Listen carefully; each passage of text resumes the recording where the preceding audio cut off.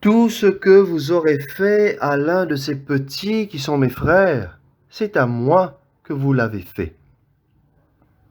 Chers amis, bonjour.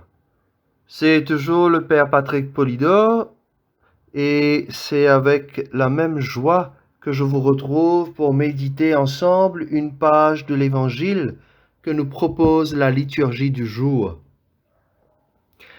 Je souhaite la bienvenue à tous ceux et celles qui nous ont rejoints ces derniers jours à travers les différents groupes WhatsApp de méditation quotidienne et à ceux qui nous suivent à travers les web radios de l'océan Indien et du Sénégal.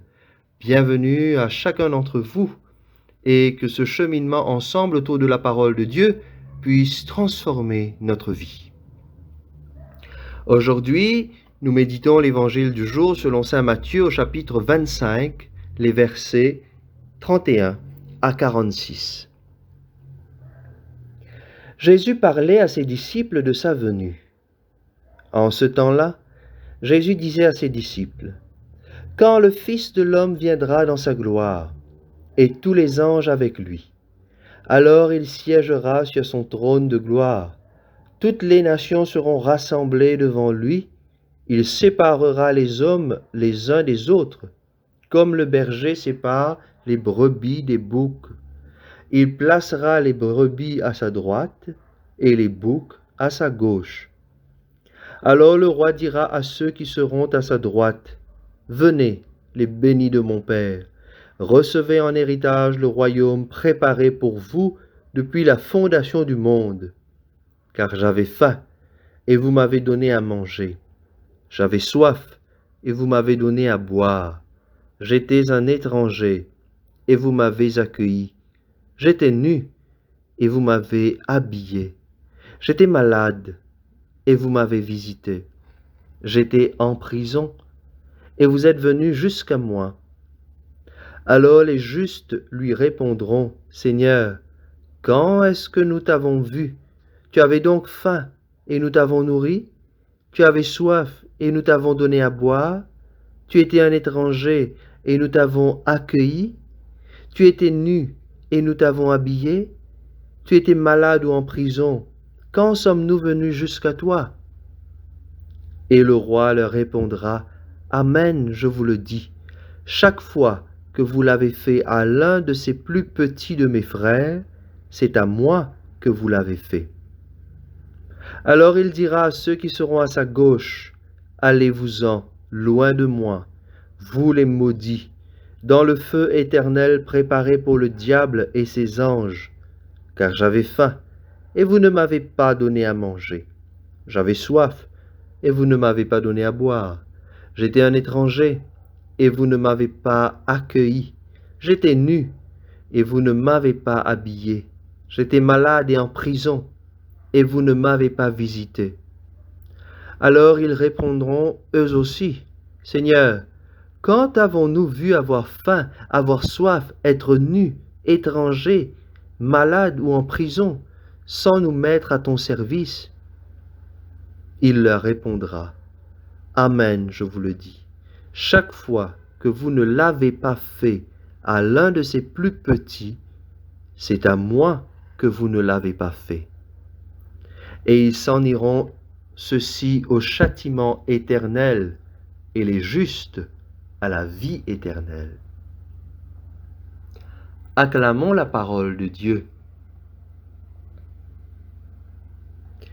Chers amis, voilà un passage de l'Évangile que nous connaissons bien et que nous retrouvons à chaque temps de carême.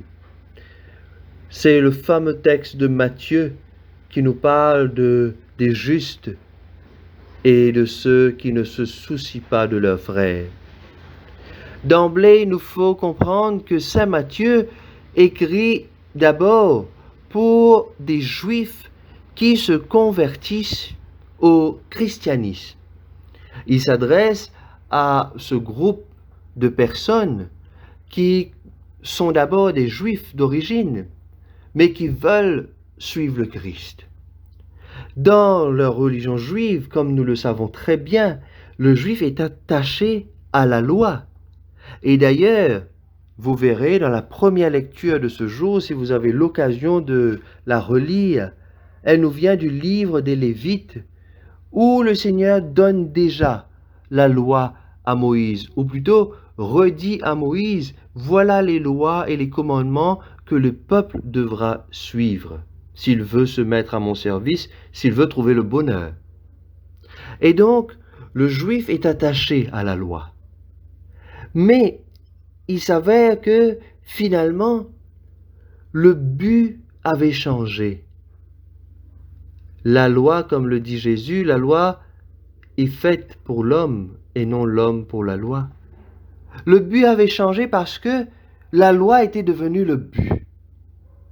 Et donc, même si on voyait son frère mourir à côté, il fallait respecter le sabbat.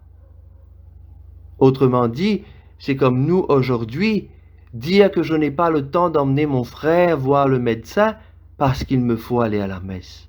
Cela n'a aucun sens.